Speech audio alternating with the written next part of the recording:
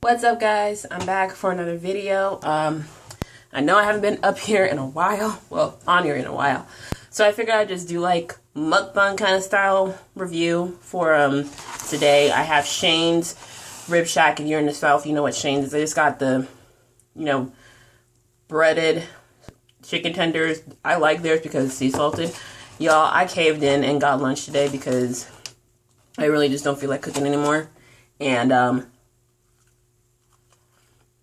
really, DoorDash has been so convenient when it comes to getting food. I have this thing where it's like, look, I'm going to get stuff like, probably ordering like once a week, just to splurge myself. But y'all did not come here to watch me eat all day. So, we're going to talk about new Netflix show, Never Have I Ever. It's produced and created by Mindy Kaling. Y'all know her from, my goodness, I can't remember her own show anymore. The Mindy Kaling show, from The Office. And so, she got to do with Netflix. The show is about her childhood growing up as Indian American in America. This related to me a lot because, I'm the daughter of immigrant parents, and growing up basically with two cultures is challenging as hell. So the show is about this girl named Devi and her best friends basically trying to navigate life as sophomores. Devi's been through a lot, y'all.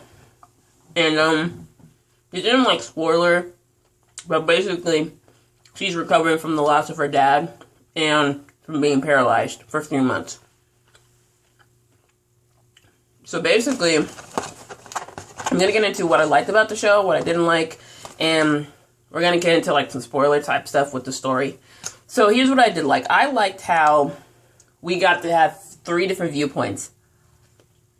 Basically, the viewpoint of Devi, her mom, and her cousin Kamala. With Devi, we're seeing her go through teenage stuff. She wants to be popular, and she does eventually get towards that.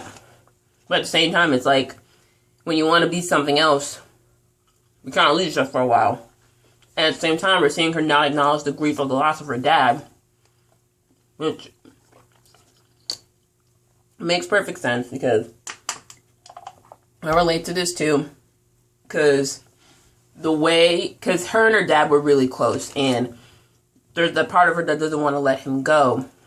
And basically, she tries to hold on to him in various ways. Then we got Devi's mom, who is trying to hold it together and raise her daughter the way that you're expected to raise, a daughter in a very diverse family. And then you have her cousin, who is kind of like the big sister of the household, who wants to break tradition because she's getting her PhD and she has a secret boyfriend, even though she's kind of being set up in an arranged marriage. I felt for her on that because let me tell you, my family's Congolese and they literally are trying to marry me off. Like, honestly, they literally try to set me up with so many people. It's just crazy. So, also, I like the fact that we got to see her friends and their personal stuff. We got to see Eleanor explore her stuff and her love for acting. We also got to see Fabiola, Fab, got to see her discover some stuff that, she's been ignoring for a lot, but it's really her, and that involves her sexuality. So it's like, okay, cool. We also have I also want to point out the diversity of this cast. You have an Indian American as the lead. You have Asian representation, Afro-Latino representation. Even the lead guy who's supposed to be the cutie, he have Japanese. I'm like, okay, I'm loving this diversity, Netflix. Also, I like to see how we get to see Devi, with her flaws. Not every person's perfect.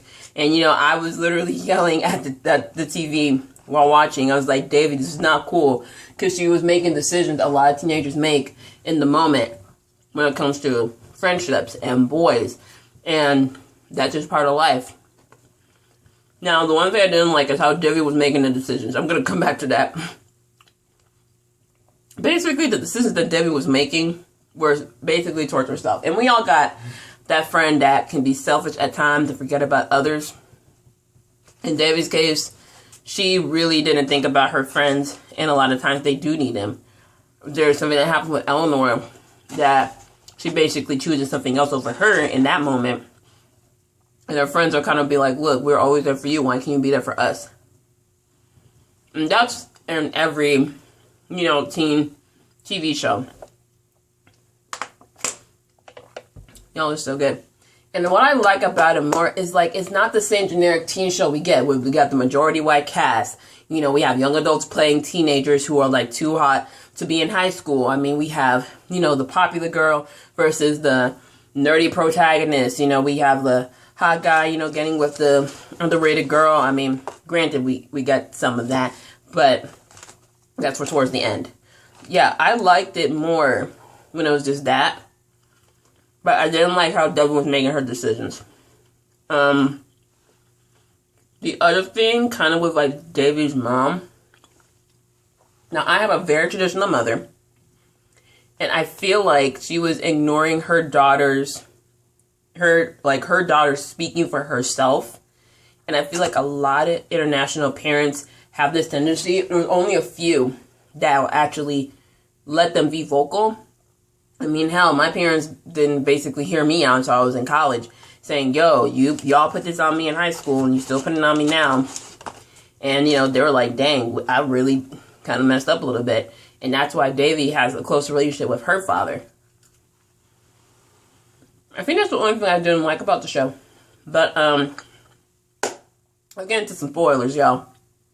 So the only spoiler that I have is that I knew Debbie and Ben were going to be a thing, okay? Ben is Davy's nemesis, who turns into her friend. And when she gets in the big fight with her mom, Ben lets her live at his house because his parents are uber lax. And then, he goes out of his way to get her friends and have them talk to her, mend their stuff out, and convince her to go scatter her dad's ashes with her mom and her cousin. Mind you, Ben only has, like, a learner's permit, so, like, he literally cannot drive on the highway. So he basically risks his life to get Davy to the beach, because that's the place where her dad... Ooh, wrong call, y'all. This barbecue sauce is spicy. He gets her to the beach in time.